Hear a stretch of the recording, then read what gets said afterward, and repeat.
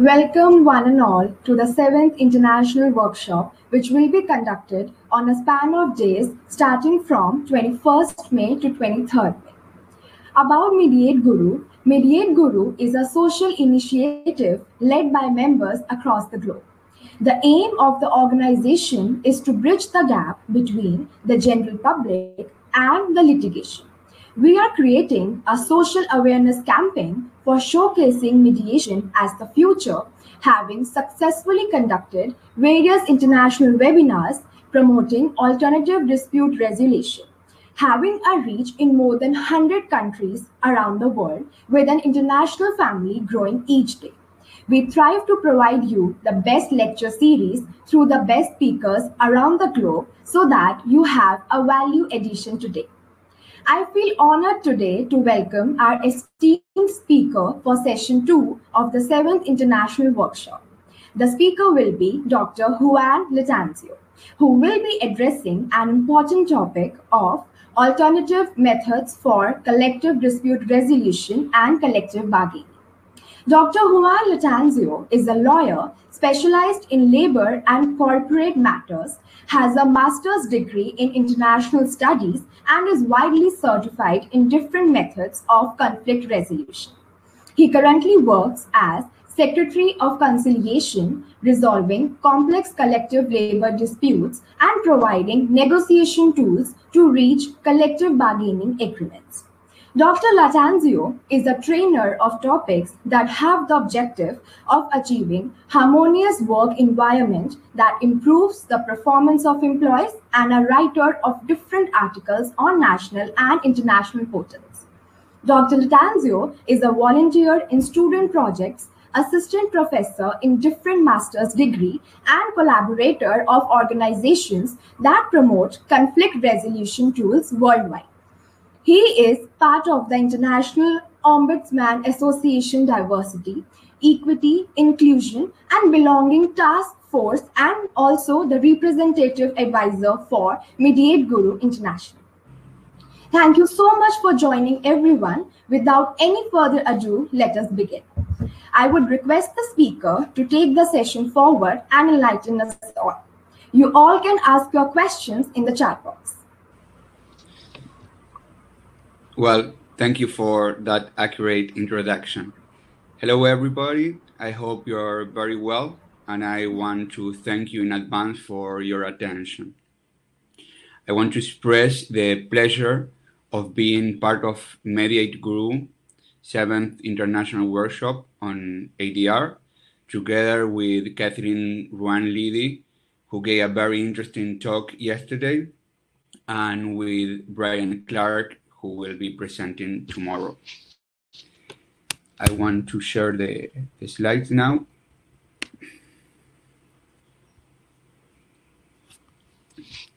So, what I'm going to talk about today is alternative methods for collective dispute resolution and collective bargaining. I would like to start with this phrase from the peace activist, Peace Pilgrim, that quotes, "Collective problems must be solved by all of us collectively, and no one finds inner peace who avoids doing his or her share in the solving of collective problems." And this is so true, and we will see why.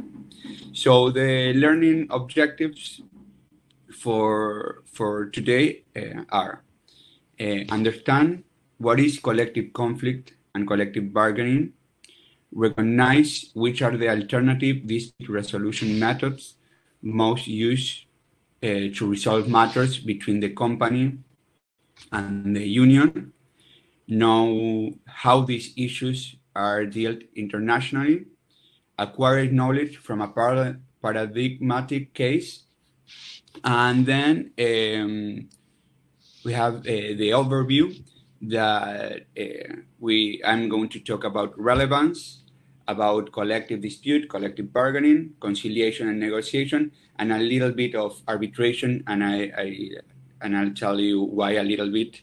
Then international perspective, we're talking about the work that ILO, the International Labor Organization, does. A case that is Argentina, that is my country, and conclusions. So I want to talk first about the relevance, why the topic seems relevant to me, and of course I thank Mediate Guru for sharing this reflection and allowing me to present it today. This type of conflict and negotiation are unique, and you can tell me, well, like every problem, since each person is a different world and every case is different and have their specific situations and matters and emotions and stuff. But well, that's fair enough. But to add to that difference that all mediation and cases and conflict has, here we have a great challenge that if they are not resolved promptly, a country can be stopped if the conflict is very complex and the sector is very important. In addition, the question of negotiation with two parties, workers and company, that in turn are constituted by an immense number of participants from, for example, from the business sectors, there are sectors that have 5 or 6 different chambers. And so you can realize that to make an agreement with two parties, that one party has like a lot of different members, a lot of different interests, can be a real challenge.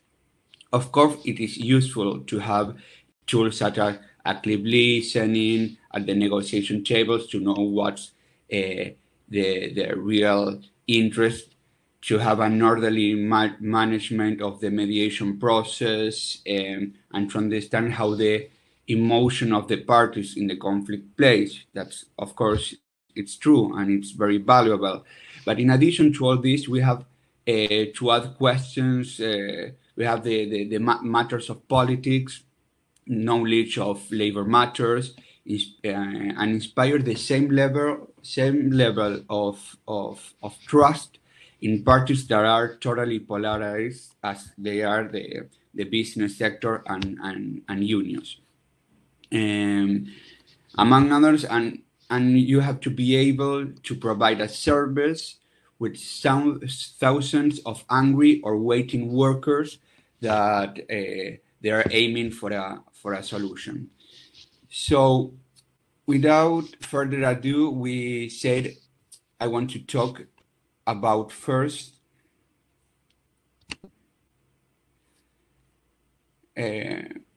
about conflicts. Where there are labor disputes,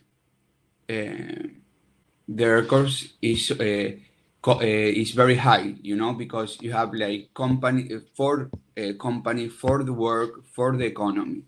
That's why there's the need to resolve them efficiently, effectively, and equitable by the benefit of all parties involved and the economy at large. So we can say that conflict resolution is an essential part of any well-functioning labor market and industrial relation system.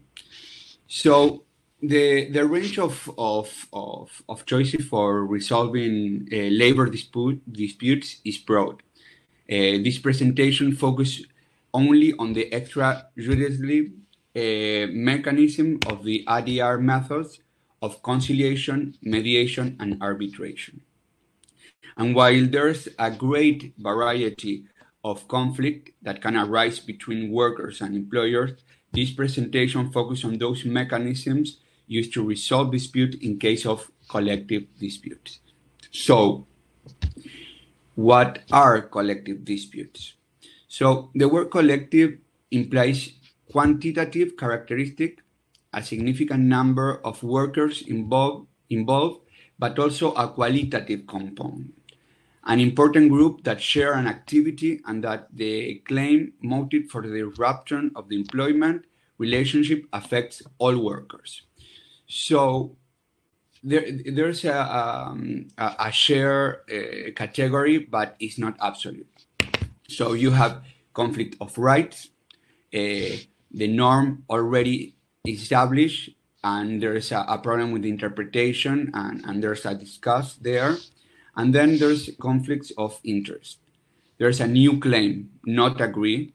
What can end up is creating a new rule that resolves the conflicts. For example, they ask, the union asked for security measures to face the effect of coronavirus, and it was not in the collective agreement, and they demand that it should be there.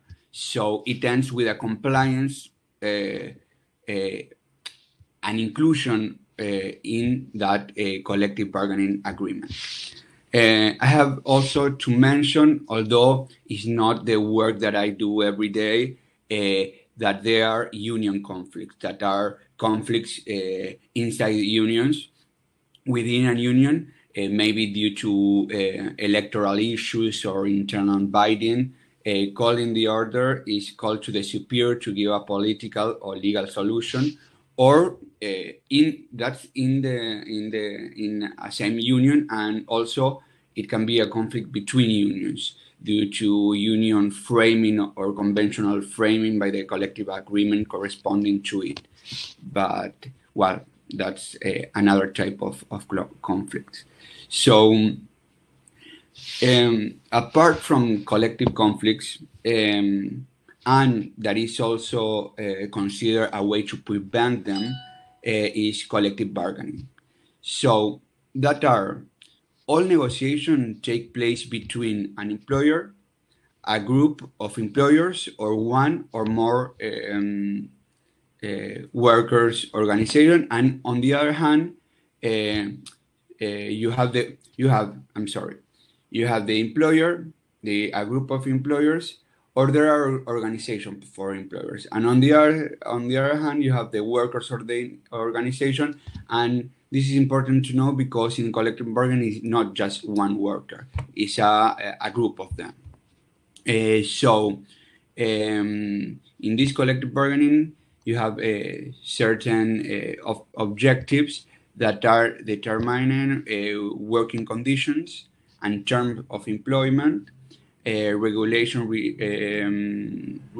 between employers and workers, and relation between employers and their organization and workers' organizations or workers' organizations. So now I want to talk about what are the methods to use in these two, in this collective dispute and in the negotiation in the collective bargaining. So, alternative dispute resolution, ADR. So I want to share with you the most important and the most used, that are negotiation and conciliation and mediation. I'm going to talk about mediation and conciliation together. When I put them together, is because in many countries they are used one or the other, and for them it's the same. And in collective intervention, you use mediation or conciliation too, like they are the same. They both are alternative out-of-court dispute resolution instrument, are voluntary, flexible, confidentially, and interest-based processes. The parties seek to reach an amicable dispute settlement with the assistance of a mediator or conciliation who acts as a neutral third party. The difference in books is that the conciliator make recommendations and the mediator doesn't. But in the real world, you know, you have conciliators that are there and don't make a recommendation, and you have mediators that sometimes they do recommendations. So that's why they are used one or the other, as they are the same. So, and then another important and very used method is negotiation. That is a bargaining process between two or more parties, each with its own aims, needs, position, interests, and viewpoints, seeking to discover a common ground and reach an agreement to settle a matter or mutual concern or resolve a conflict.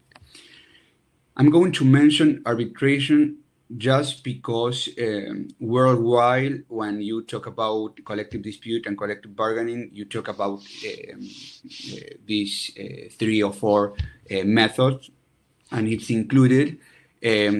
Arbitration is a form of dispute settlement in which an independent third party considers the argument of both sides and then take a decision binding on the party to the dispute.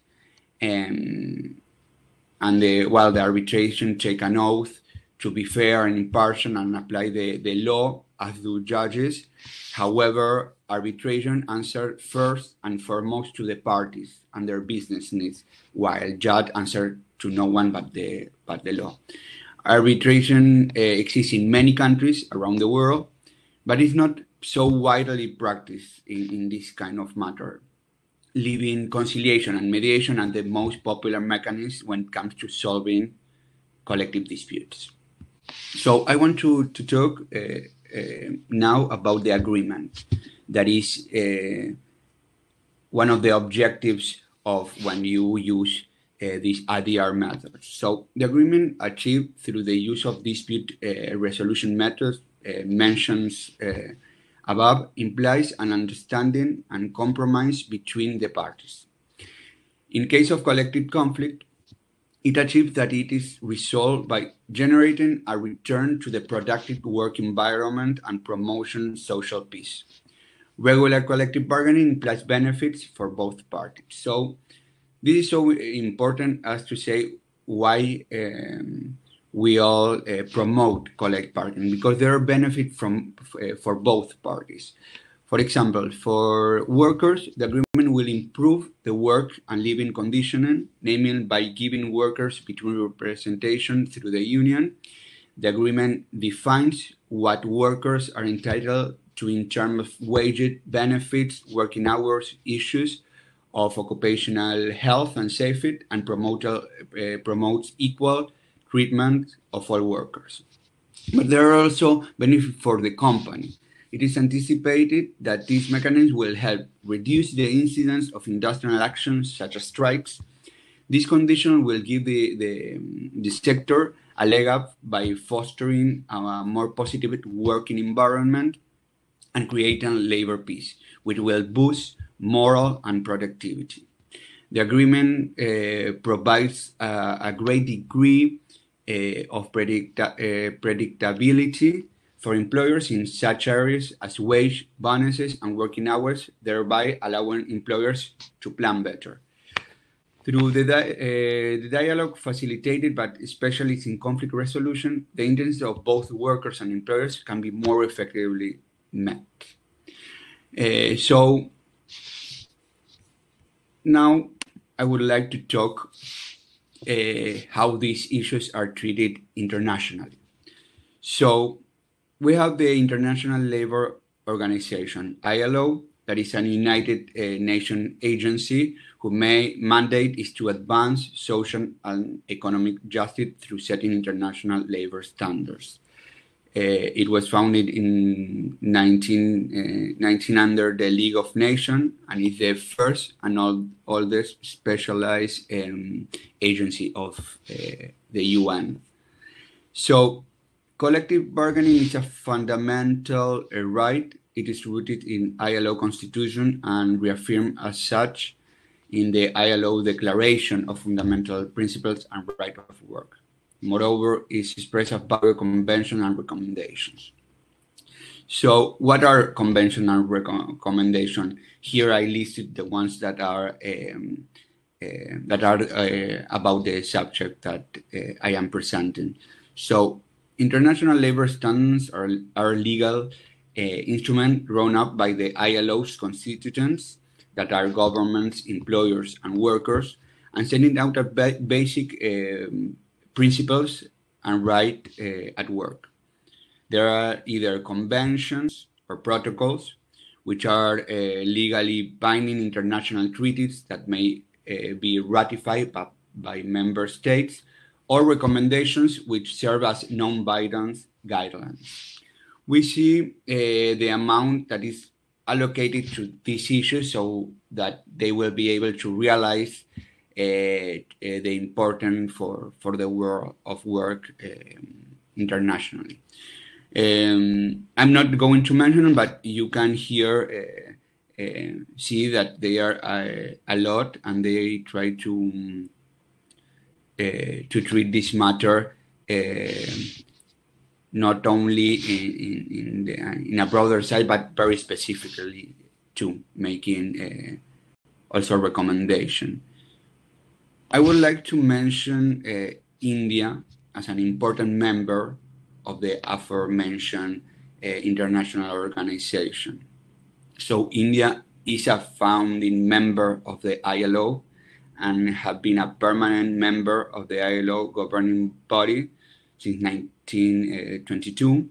The first ILO office in India started in 1928, and the joint work between India and ILO nowadays has different priorities, one being the promotion of social dialogue and strengthening of partners.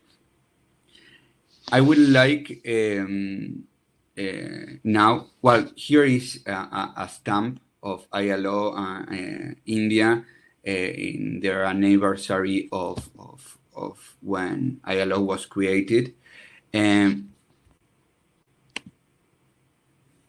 Now I want to talk about, to mention the case of my country, that is Argentina.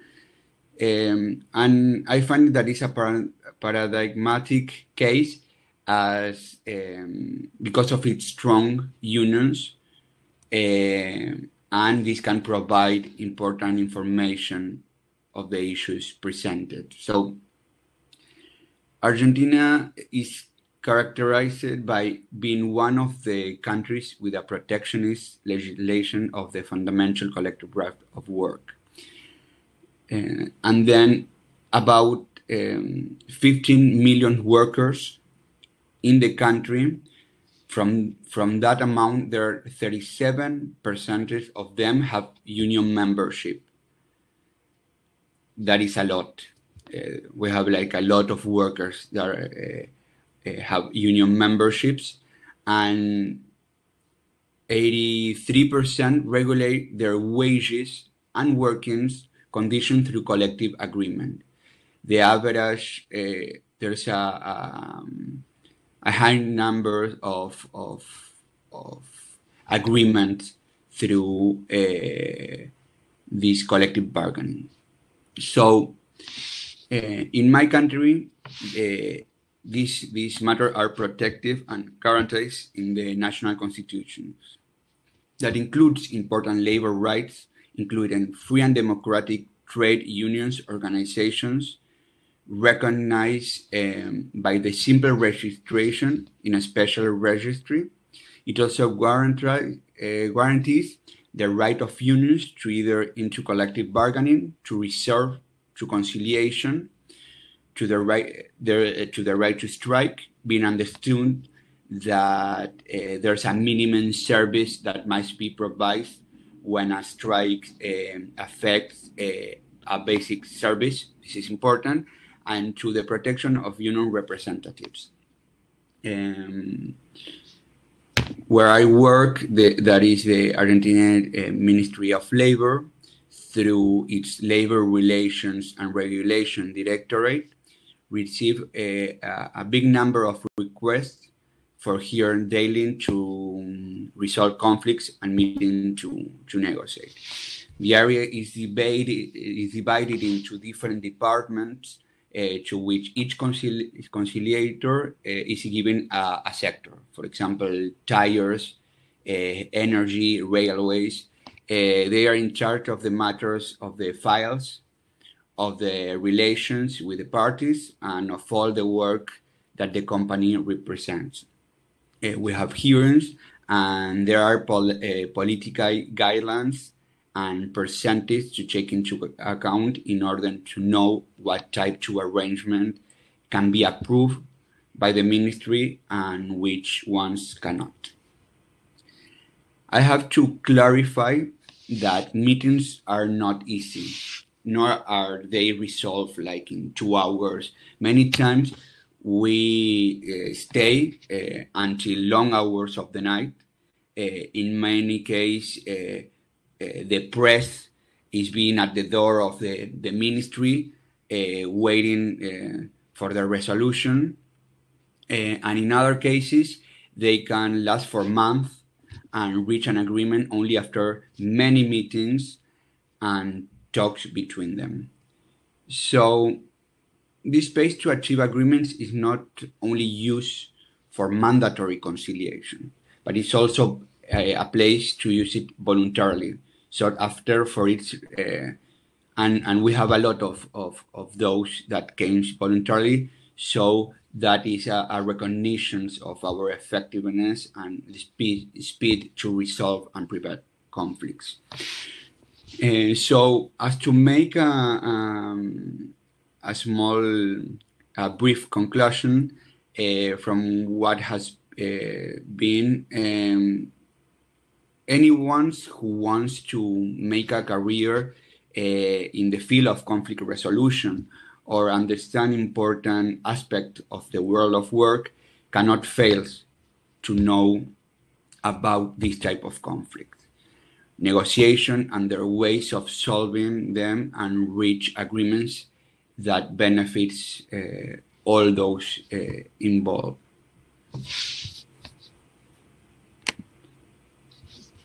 I hope you enjoy and learn a lot from the presentation, and I'm open for your questions.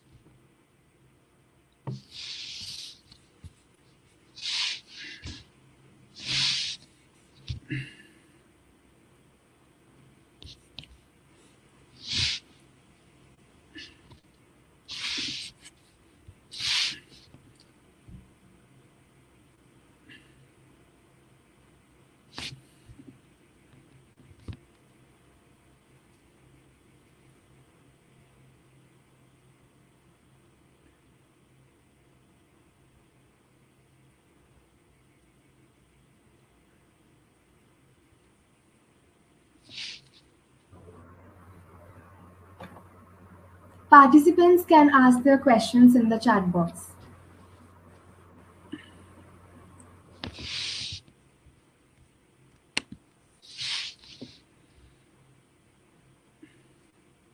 Okay, should I read them?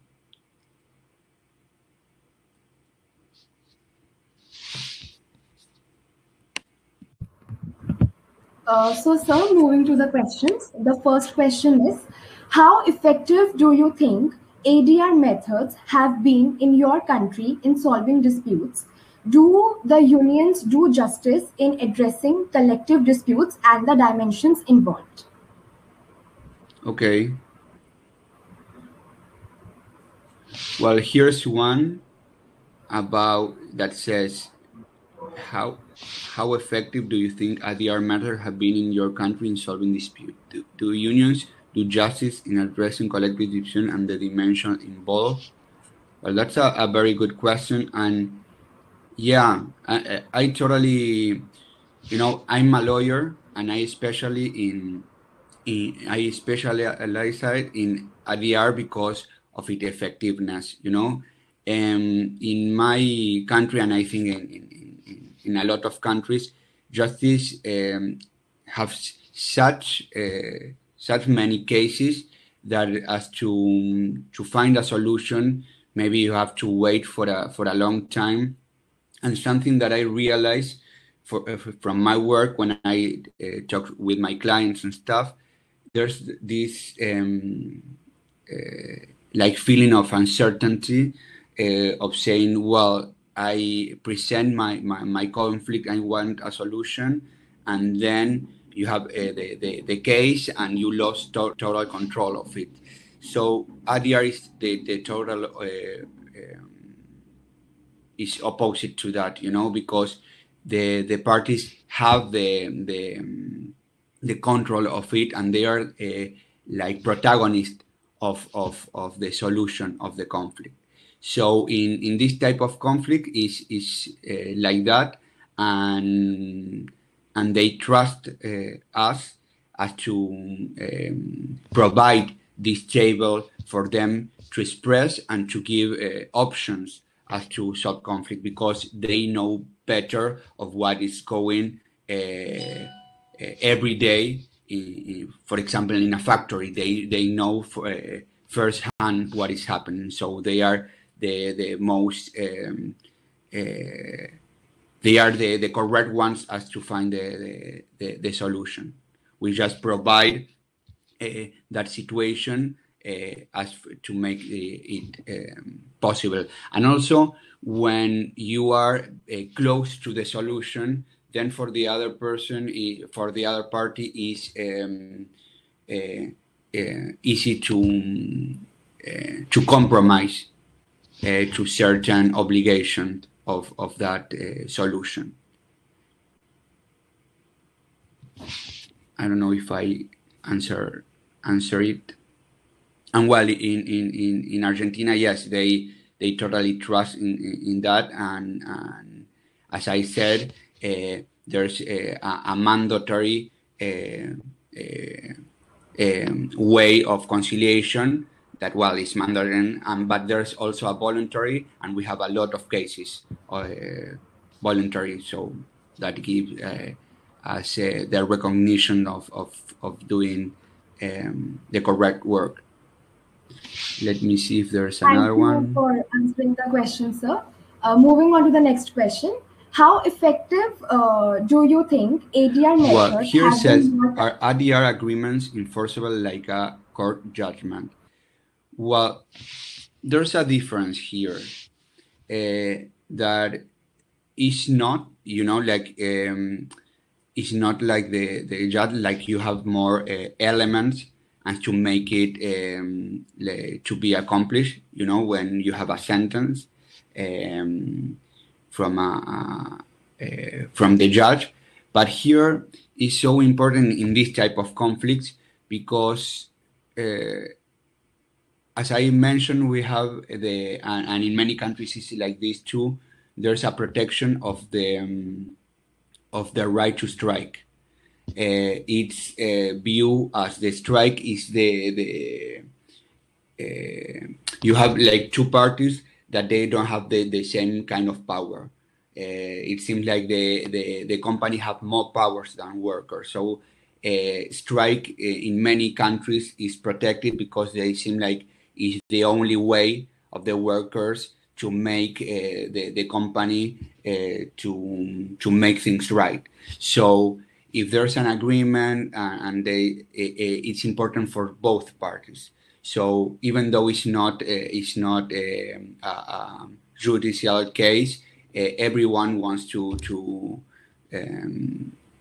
make it right, and as if it was obligatory. Because if not, well, a strike is going to happen in like 2 seconds. So that's why it's strong because of the elements that both parties has. So because now I'm talking about workers and strike, but also in the company, if workers doesn't do their share, they don't pay. So is that strong.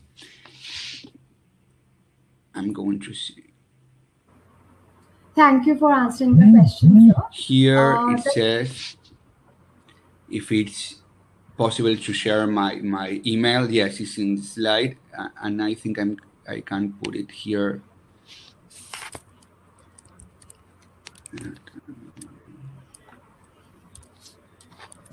In the chat. You can, of course, write to me.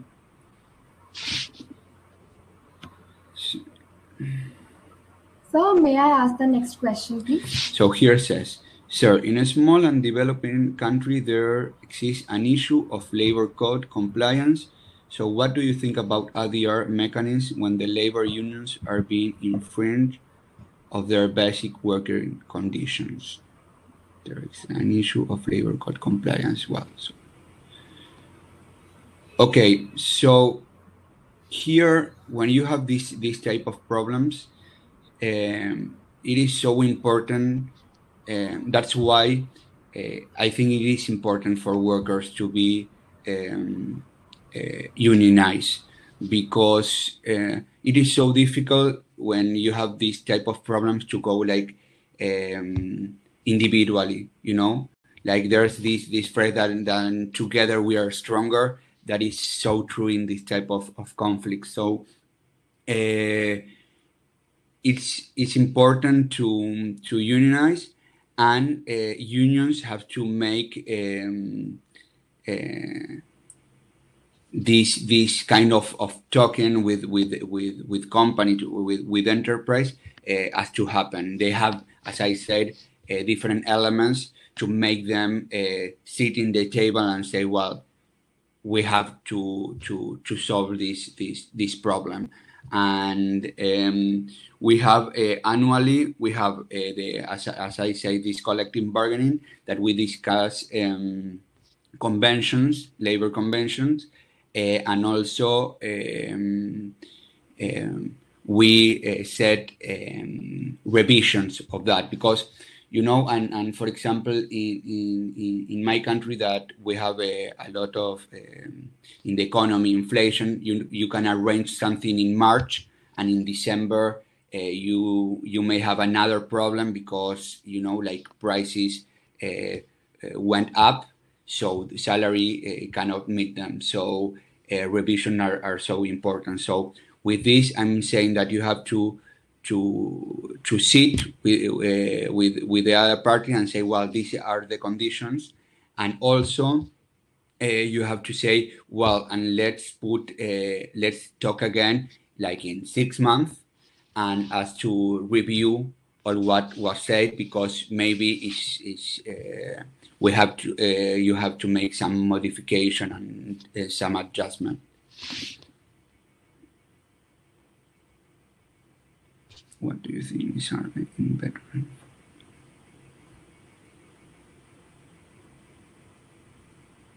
Let me see. Please differ between. Well, here it says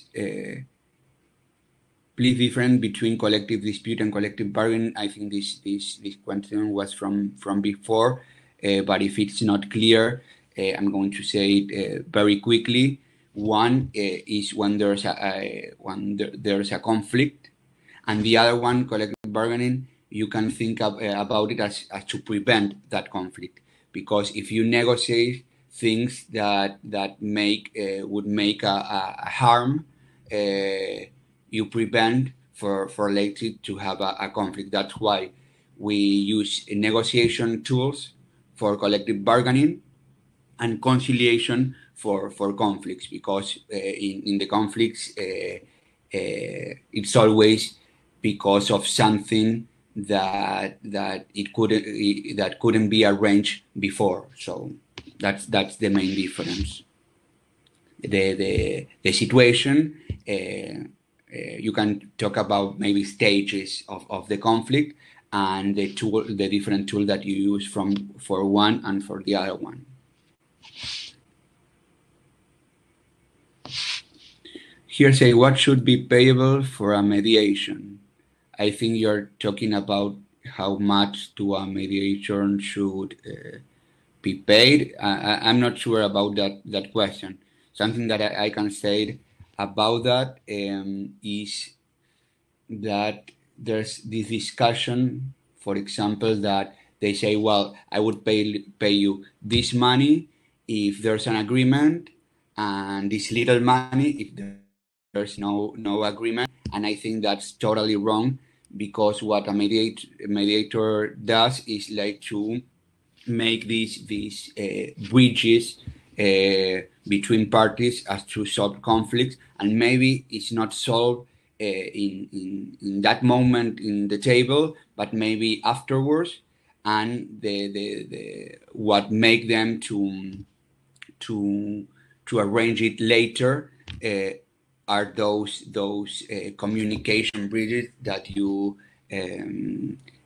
create before. So it's very difficult with this type of things, and there's this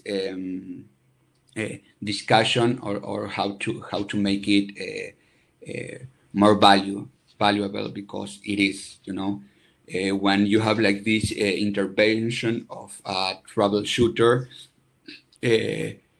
there's like this transformative things for parties, and it's the same for the type of conflicts that I mentioned. There's a lot of times that we stay for long hours trying to solve a conflict, and we say, well, there's nothing to do, and then the next day they phone each other and they say, well, okay, let's do this, let's solve it. And then the parties call me and say, oh, I thank you so much because what you recommend. Then we keep on thinking of that, and we finally agree. And well, it wasn't in your conciliation table, but you you give them a solution. So well, it's tricky.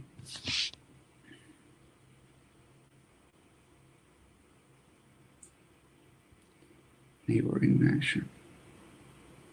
Well, are you aware of any mediation case between you and your neighboring nations? Any sort of dispute settlement? Well, this is a good question. Like when in my thesis of my master's degree in international studies, it was about a settlement between Argentina and Chile, that is our neighbor country. And well, my thesis was how mediation solved a very difficult conflict that was about a channel that we have between us, and it was a conflict that make us. This is historical, right? But we were like so near to a war, and it was prevented. And my study was why using different methods, because we use arbitration, that it was the Queen of England was the arbitrator of this dispute. And then we have a negotiation, and the problem was couldn't be addressed. So then we have like the Pope mediation, and that was the type of method that that solved the conflict. So you can see that this ADR can prevent two countries to go to war. So this is how powerful are. So, let me see if I can find another one. I don't know how we are with time. Please let me know, because I continue reading questions. We have 3.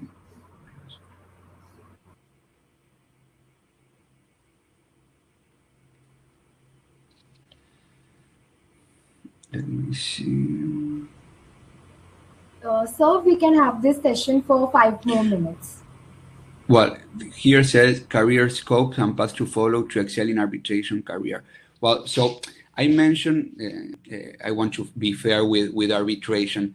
I mentioned that in this type of conflict, we first prefer to use, and is more used worldwide, negotiation, conciliation, and mediation. But arbitration is huge, and it's been so important now in different type of issues, and it's a very strong kind of method, and well, there's a lot of studies, of courses.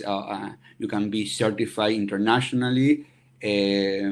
Yeah, I totally recommend it. It's not completely my field. I know a lot of it, but I promote more mediation and conciliation because of what I'm saying, of the importance of the parties to make to reach for themselves the solution, because in my experience, if they find the solution, if they say, well, I can compromise to this, then when you monitor the case, you see that there is a huge percentage of the parties doing what they said in the mediation tables.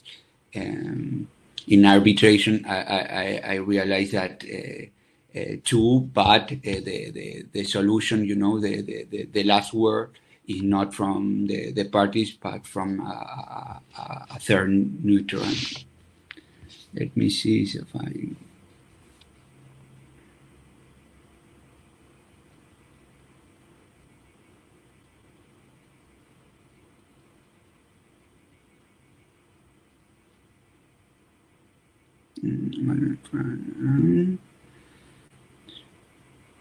I'm sorry if I cannot read everyone's. You can totally write to me if I'm not reading your question.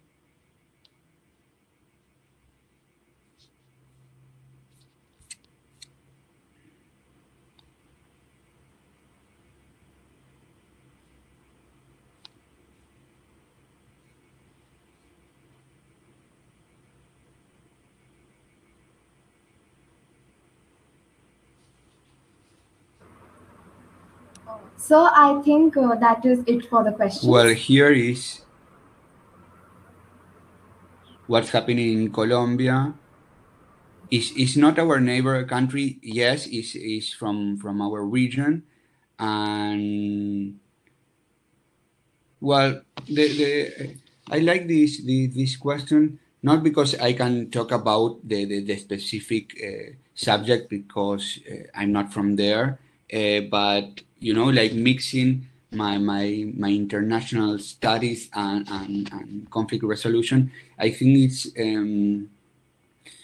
when you have a conflict between countries or inside the country with different social actors, it's very important to have ADR methods in your head. Like I believe that you always have to think them as a really good tool, as for at least try them.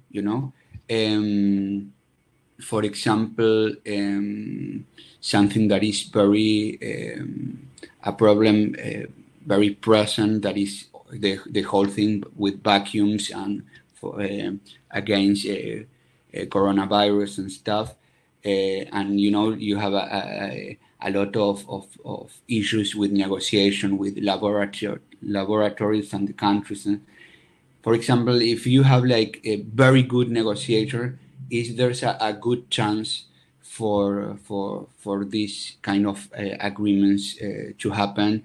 And when negotiation are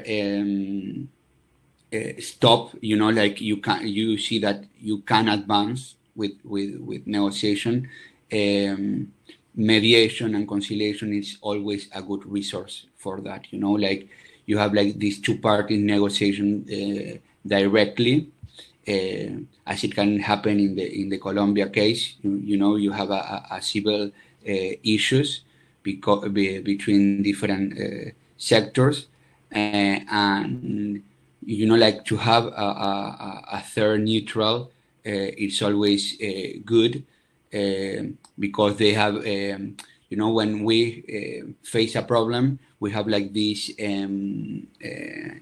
skill of very quickly read about the issue. We have like this technical skill.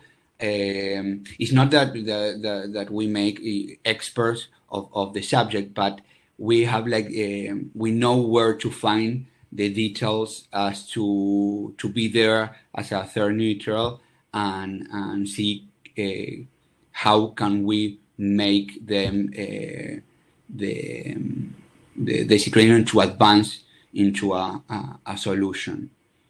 So in this case, I would say what ADR? Well, first negotiation is very important between the parties, and afterwards, if negotiation doesn't work, mediation or conciliation of someone that knows about this type of conflicts or have resolved this type of conflicts in the past is very valuable to solve the problem quickly in an effective manner. Sir, would you like to take more questions, or we should wrap it here? Yeah. No, I think, I don't know if you see another one. I think that I read them all. But well, again, if we, as it happened, as I mentioned, that sometimes you have to like download all the information received. You can always write to me, to my email, and I will be happy to answer further questions. So thank you everyone for such a vibrant, interactive and knowledgeable session. I would also like to thank all the participants for joining us, and I would request everyone to please fill up the feedback form before you leave in order to receive your certificate. Thank you everyone for joining us. Mediate Guru in upcoming September is organizing International Arbitration Moot Competition 2021. If you are interested, check us out for more details at www.mediateguru.com. If you don't want to miss any updates from Mediate Guru, follow us on our social media handles and also join the WhatsApp updates group sent in the chat box. Stay healthy, stay safe, and see you all soon.